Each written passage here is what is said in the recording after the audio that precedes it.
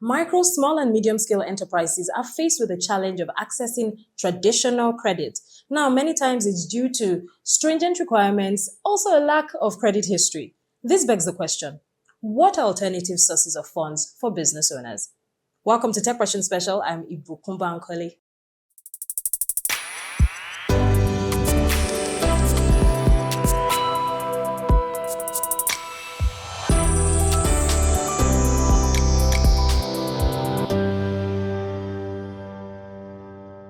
Today on Tech Question Special, we discuss transforming financial access for micro, small, medium enterprises in Nigeria. And of course, I'm not alone. This time, Tech Question traveled all the way from Lagos to Abuja to speak with Mr. Mikhail Adeniyi, the Chief Operating Officer of Kiakia. And Kiakia is a digital lending company. Thank you very much for being my guest today. Thank you very much for having me. It's a pleasure to be with you. Yeah, I'm pretty much. Thank you for welcoming us into your office, and it's a great space. Well, it's a pleasure to have you guys anytime. All right. Now, small, medium enterprises, even micro businesses, are faced with getting traditional credit. What exactly are those challenges that they face? Okay, so I think primarily it's a case having to do with data. You know, most times when you approach a traditional lending institution, that is a bank, for loan, they would naturally want to bank on the data that they have about you. So this would come from them maybe having to see the kind of deposits that you've had before, trying to know if you've borrowed before, and other information about you. So the information that the access to data is where that gap exists. And if you don't have any relationship with them or with any other of their fellow banks from before, then they won't be able to lend you credits because that's how they carry out their own assessment. But then with companies like Kiakia and many other digital lenders that are springing up, what we try to do is look for alternative data and use other criteria to be able to get your information. So traditionally, a small business, for example, a small business owner might start keeping their information non-traditionally. They might have a sales book, they might receive monies in their own private account as opposed to a company's account. So we are able to use alternative data to solve that problem and bridge the gap that the traditional institutions will not do. Now, you say you have alternative sources or means to find out or assess their credit score and assess whether or not you would give them loan. Now, what makes yours so accessible and easy to use? Because I know you have over 300,000 users, about 320,000? Over 400,000. Oh, now it's already over 400. Okay. So what's that thing that makes you stand out for business? Okay, for Kiakia, I can talk about Kiakia and then maybe I can touch on other data points that we generally use across board. But for Kiakia, for example, from when we started in 2016, I think around 2017, we introduced AI. So long before the whole AI craze, we were already using AI. So things like, we, aside from the fact that you're trying to get the credit score, we usually have a profile score for the personality himself. So this has to do with a lot of things. So let's say, for example, where you live and where you do your business. So that's transportation costs. That has to do with that. Your marital status. Are you married? Are you single? That leads us to know the kind of responsibility you have. Let's say, for example, a single mom who is divorced, for example, and has 3 kids. The responsibility on her is different from someone who is married and has 1 kid. So those kind of information, we key in those information. We use all of those information. Traditionally, a bank will not be interested in those kind of data, but we're able to use that data to be able to assess, the kind of burden that will be on your finances. And at the same time, when we're able to look at your finance level, we're able to gauge if you qualify for a loan. And then most of the time, we like to do financial advisory as well. If we see potential in your business, because there are a lot of businesses that we have funded from scratch, not particularly from scratch, they were existing, but then from a very low level until they were acceptable by banks. So we're able to midwife and, assist you to grow. These are the things that we do. So the financial advisory part, along with all the kind of data that I've mentioned, just to mention a few, our AI also monitors keystrokes. So let's say, for example, we ask you what's your address, and then you put an address and then you're wiping it off. You shouldn't be forgetting your address. These are the kind of things that our system will pick up, and it will all together form your profile score. So from your profile score, before we then move to your credit score. So all of those things are things that we at Kiakia do. I don't know about other firms, but those information are important to us over here. And it all forms part of the basis for which we're able to then assess people and grant them credit. This is really interesting because we know there's the AI craze, and to see that your company had already latched on way earlier using AI, artificial intelligence, to optimize and ensure that you get the right people funds that they need. I mean, that's a really great one. Right. Now, as much as you're using AI to assess and ensure the profile or the personality of business Individual. owners, yes, that you sign up, what is the role of peer-to-peer? Because I know you also do peer-to-peer lending. Okay, so peer-to-peer lending started as an offshoot of the direct lending. So there's this thing I used to look at, that everybody gets broke at different points. Even Dangote, he's the richest man in Africa, yet he borrows. So we've had situations where high net worth individuals approached us and took loans from the beginning. And when that happened, then they turned around their business, made profit, and then they realized that they had excess liquidity. So some of these individuals started to approach us and say, you know what, can we give you money to lend for us? Now, by law, an individual cannot lend and earn interest, but we have the license to lend. So you can then say, okay, I have monies, can I give you? We then get into an agreement, which is the peer-to-peer lending here. So we're able to take that money and you're able to earn from the monies that we take from you and lend to businesses. Now, when we started that, initially it was, with paper and would I say more traditional. But these days now, we were able to launch our app in 2020. So we're even taking retail sums. But initially, we used to have a benchmark for sums. But now we're taking retail funds as little as 50,000. You can invest as little as 50,000. You can lend as little as 50,000, and we'll lend it for you, and you make good returns. That's great. Yeah. Okay, so there are instances where maybe business owners say, oh, they made a bad decision about borrowing money and maybe they didn't need it at that time. But it's great that you have financial advisory. Yes. Now, what is the role of financial literacy in ensuring that business owners are well informed about the risks, the benefits of actually borrowing money for their businesses? Okay, so at Kiakia, there are certain things that we do. So one of our success stories is the Nigerian Farmers Cooperative. And at the time, there was that whole farming craze in Nigeria. A lot of people wanted to go into farming. And a lot of people, then the Buhari government were interested, in funding farming. And there was a lot of money being put in there. But there was something that we identified. You see, in every business, there's something called the value chain. And it starts, so in agriculture, for example, there's the planting. When you plant, then you harvest. When you harvest, then you sell. Like that. So there are different value chains. There are some people who are aggregators. There are some people who just supply goods. So they buy and sell. That's all they do. They don't involve themselves in farming. So the key to understanding where exactly you play in is important for a lot of MSMEs. But a lot of people, so we're able to, identify where you play, identify exactly how this money imputes into your business and generates outputs. That's the profit.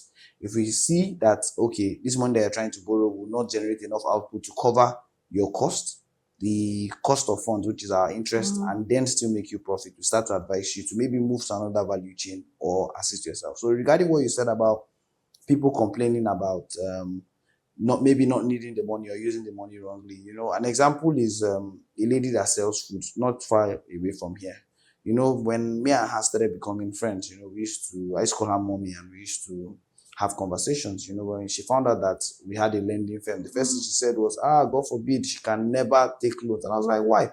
And then, we had a conversation, and she admitted to me that the last time she actually took a loan, she used part of it to pay her child's school fees. And I told her, I said, you took a loan for business, you're paying your child's school fees from them. From there, it's not going to work. It's like you're trying to plant, and before the plant actually grows, you're already eating from it. You're just going to kill it. So that's really something that people need.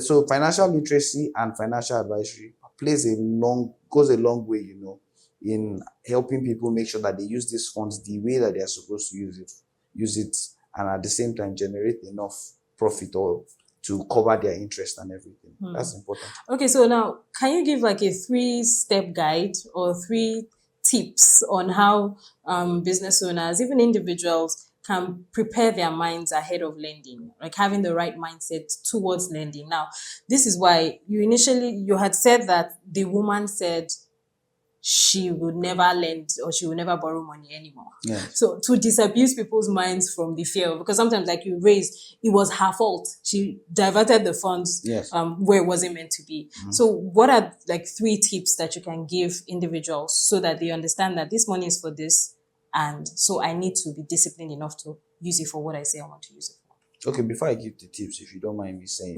Kiakia actually, if you follow us on social media and if you follow our YouTube, we have a lot of series that has to do with financial literacy. So I would say people should, go ahead, check out those things and follow. But the first tip that I would like you to know is that the loan is not your enemy or your friend. The loan is neutral. Money is a tool. That's the first thing I want anybody to understand. Money is a tool. And the same way a car can have an accident, it's the same way the money can lead to something wrong. So that's the first thing that you need to understand. Money is a tool. A lot of people think money is the start all and be all, but it's just a tool. That's number two. It's important. Another tip I would like to say is that it's important for you to know if it is money that you need. You see, I say a lot of people say, oh, they can't start business because they don't have money. Well, most of the time it's not money. And then the last one is grow slowly. You see, there are a lot of people that have come here, say I want 20 million. And I look at what you're currently doing. I look at the level of business that you're doing. And I know that you can't take 20 million. 20 million is not what you need at the moment. So sometimes people take money more than they need and want to grow more than they grow. If you're somebody who, say on the average, 10 people visit your shop and those 10 people clear out your goods, then you say, okay, you know what, I want to buy goods now that will service 100 people. It's not possible. That's not how to grow. So the 3 tips again will be: number 1, money is just a tool. Number 2, what did I say was number 2 now?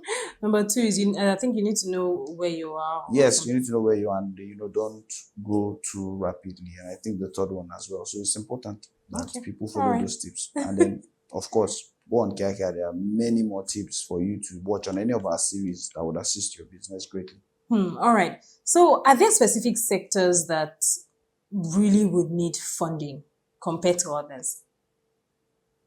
Well, to be honest, you can't say that there are specific sectors that will need funding more than the others. What I would just say is this, because there's this thing I know about business. People have sold almost anything. People have sold water, people have sold sand, people have sold almost anything. And so there is money to be made when you're doing any business. So any business is going to need money. Money is the most sought out commodity in the world. But what I would say is this: at every point in time, there is a sector that is probably more attractive to investors. If you look, over maybe the last 3 years, it was real estate. Everybody had this real estate craze, but currently there is no craze in real estate. But if you listen to great entrepreneurs, they'll tell you when everybody's scared, that's when you should move in.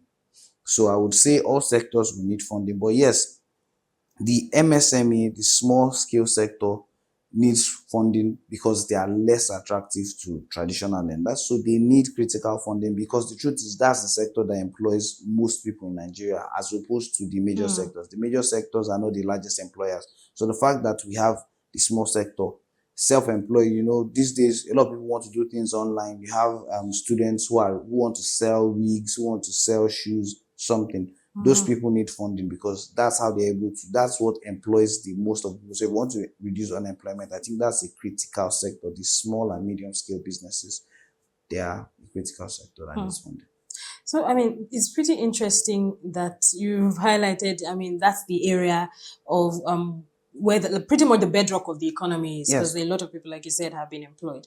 Now, speaking of them being employed or they employing people rather, what can they do to ensure they have good credit score?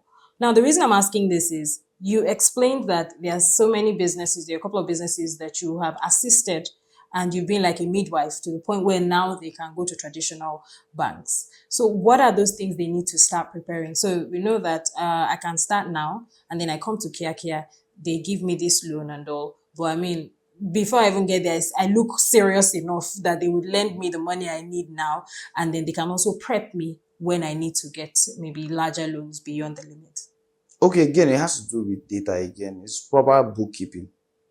You see, people don't understand, but your proper bookkeeping will tell the story of your business, the journey, where you're coming from and where you're going to. But you see, a lot of people don't keep their records properly. Most of the time when I sit down with a lot of people doing business and I start to talk to them and I start to ask them questions, most of the time I realize that there are too many gaps in their bookkeeping. So it's really important that before you even approach a lending firm, go through a period of about 3 to 6 months where you properly keep your books, you separate that personal and business, separate it, make sure that everything is proper. Even when you want to get funding from people, one of the important things is your corporate governance. So from that little place where you are, in your small business, you start to make sure that you're keeping your records properly. Because keeping those records, when you get supplies, you keep the records. When you're selling, you keep the records. When you do all of that, the truth is that the story that your bookkeeping and your data tells is way more interesting than anything that you can say with your mouth. Because most of the time, what you say with your mouth, I probably would think that you're just trying to, as they say, you're just trying to bobo me. Just feel like you're just, coming to Marketing yourself. Exactly. You're just saying big things. But if I can see a record and I can trace it, when you told me, oh, you got a supply, then I'm seeing your bank statement is corresponding that you made that transfer out and all of that, then that's a beautiful thing. That's something I would be interested in joining. And the thing at Kiakia is that we are very much out there to encourage young and upcoming entrepreneurs and businesses, because our loan book has more than 85% business loans, MSMEs. Wow. So that's just what we're trying to do. So that's something I usually like. I tell people, you're not ready. I've told a couple of young people, you're not ready, go do your business again for under 6 months and come back. And the reason is just follow these guides, follow these steps. And if you come back, I will be able to lend you then.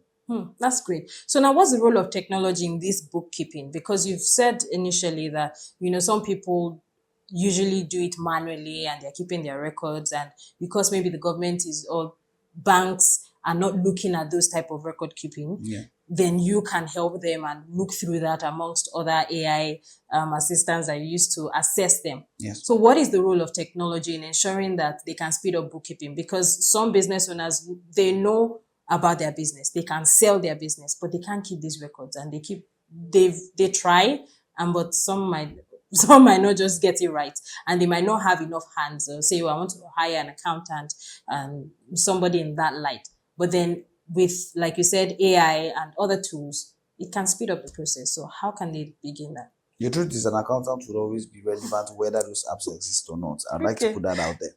And I don't want to be marketing anybody, so I wouldn't be calling. But then if you were to go on the App Store, in fact, you'd see a lot of bookkeeping apps. You see a lot of finance managers, and a lot of them. They're out there for you to use. But yes, using technology helps to speed up stuff.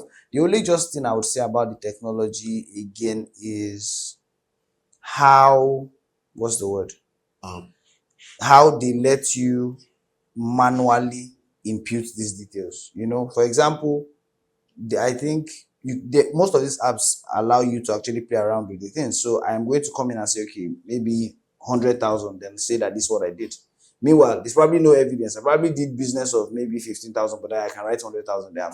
So the best and simple way I would say that you can keep your records, because of sometimes, when you're doing the business, you're on the fly. So you will not always be able to write, especially if you're the only person doing the business, right? And you have multiple customers to attend to always write may be difficult. So here's what I would say. Always encourage your customers to put narrations when they're paying you. And you too, always put narrations when you're making transfers out. That way, even if it's weekend or at night during your spare time, you can then go into your account, and all those narrations will then help you to keep your records properly. Wow. So I think that's just a shortcut and an easy way. I usually tell people, always narrate. And whenever I make transfers or anything, I narrate. Even in your personal life, that's a very nice way for you to be able to track your expenses. Just always narrate. I mean, that's pretty interesting, and it's just making me feel like, okay, you're doing a good job. Because when I have to, I try to narrate a lot and tell people that, okay, so this is it. Please put it there that this is it. Exactly. Because it helps me with record keeping, and even for my office tasks, if I have to spend money, I know I put it there. This is it. So by the time I'm maybe printing receipts and all, it's easier. That information is there, so it's very helpful. Thank you. Now, what measures can be taken to ensure transparency and security in digital lending platforms across, even beyond Kiakia? Okay, so an important measure is this, and I think it's going to become an epidemic very soon. Here's the thing. A lot of digital lenders, and I'm not going to mention any names, but a lot of digital lenders are beginning to encourage a culture of people borrowing money that they don't need. How? So recently, I think about 3 weeks ago, a relative of mine, who is 19 years old, was owing a couple of apps about 700 and something thousand. How did you get it? Oh, I wrote that I was a business person. Did you submit any bank statement? No. So how did they assess that you qualified for all of these monies that they've been lending you? So the first thing that is going to allow transparency and is going to allow people to be accountable is for us to first and foremost make sure that people are not borrowing just for the sake of borrowing. By these apps, making sure that there's a criteria for giving the money, because these days I see a lot of apps give money without any criteria. That's number one. Number two is collaboration. I think most, maybe because of the fact that everybody wants to be secretive about maybe their customers are not wanting to share. I see a lot of digital lenders are not collaborating together. And I think maybe regulators could make that possible. Because if you look at the bank, even though the banks don't particularly collaborate with each other, by having like the credit bureaus where they all report to and where they can all search, that's a form of collaboration. They're able to help each other. Look at, bad record, bad loans, and be able to know who to avoid. And, even the fact that you can tell somebody, oh, you have a bad loan, so I'm not giving you a loan, is enough pressure to make the person sit upright. So if digital lenders can do that, I know that there are a couple of startups that have attempted to make us collaborate, but it just feels, but I think maybe nobody wants to be the first to take a step. So we still have that gap. So those two things. Number one, making sure that we're giving people loans because they want it and because there's a criteria and there's a reason for giving. And then number two, collaboration. We need to collaborate amongst ourselves as digital lenders. Speaking of collaboration, what about public-private partnerships in terms of, now you said there's need for more regulation, and also what's the role of government involvement in this? Okay, so public-private partnership is always going to be important to move any economy. There are a lot of people that are of the belief, for example, that that government doesn't have a business running business. But the truth is, I don't think that that's true. I think if government is run as a business, it'll probably be more efficient. But in a place like Nigeria, for example, where government is not particularly efficient or effective in running its own business, that's where they can collaborate more with private firms to handle that part. For example, like when I was telling you about the whole agricultural craze, we heard that government was doing something called the ANCOS program, ANCOS Borrower program, and it was supposed to assist farming. We ended up hearing, even though it's an allegation, nobody knows for a fact, but we ended up hearing that those monies ended up in some private hands of people that were not farmers. And then we ended up hearing again that people were not paying back. So supposing you had a situation where a private firm, right, had made a commitment to the government that, look, we'll help you disburse and then we'll help you collect these loans. I believe it would have been more efficient. The process of applying, the process of verifying people, process of assessment, and then the process of recovery will have been smoother. And then when the government transitions to another government, nobody would forget the program because there is a private firm that you can hold responsible. Yeah, thank you very much for that key example to show the importance of public-private partnerships. Yes. Now, so what's the future for Kiakia? What should we expect? The future for Kiakia, well, currently we're doing lending, peer-to-peer lending. There are a couple other, like I told you, every business has different areas in the value chain.